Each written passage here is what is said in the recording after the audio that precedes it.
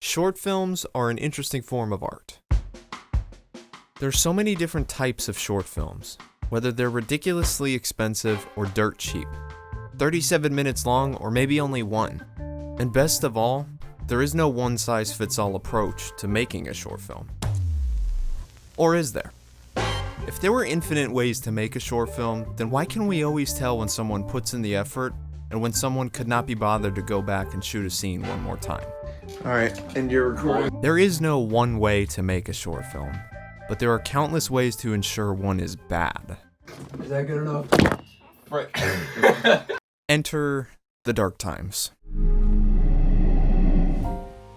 A post-apocalyptic short film made by a particular person who shall go unnamed, and a group of his unfortunate friends.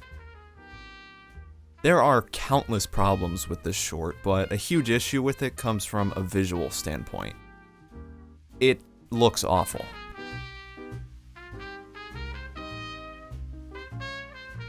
Some of the shots are actually pretty good. That isn't the problem, it's the quality. The crew used a third-party camera app that neither the director or the camera guy knew anything about, and it limited the bitrate.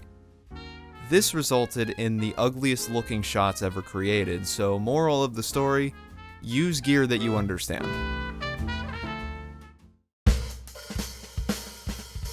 Another easy way to ruin a short film is by having the tone change at random. Yeah, I lost my brother before all this happened. Oh, I'm sorry. Rest of my family after that.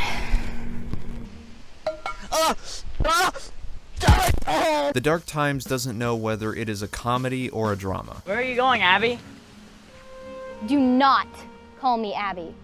Oh, okay. So, jeez. A really simple way to avoid this is to know the tone you want before you even start writing, let alone filming. Changing the tone of a project later in the process can only really be done in editing, and if you shot your movie like The Dark Times, you shot almost no coverage, so you have no options when you edit the movie together. So there should be monster noises, and then I think it should get a little bit shakier. You follow us as the three of us. Wow.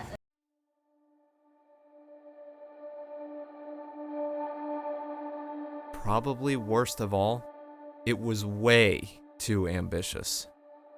It was the first short any of the crew had ever made, and they decided to have 3 separate, complex characters in a dramatic situation with guns and monsters. That's the equivalent to making an Avengers film on a $15 budget.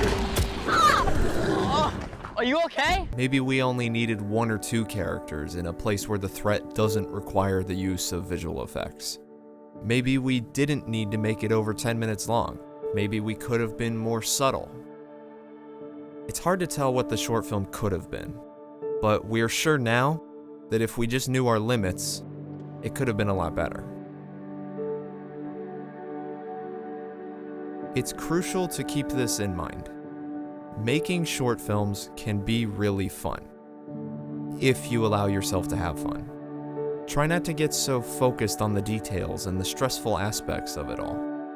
You know you've done something right when you can walk away from a project and say, that was some of the most fun I've had in a while. You're walking way too fast. The Dark Times may be awful from a technical standpoint, and maybe even a story standpoint too, but it was fun enough to get me to try and do another film, and most importantly, it showed me my limits.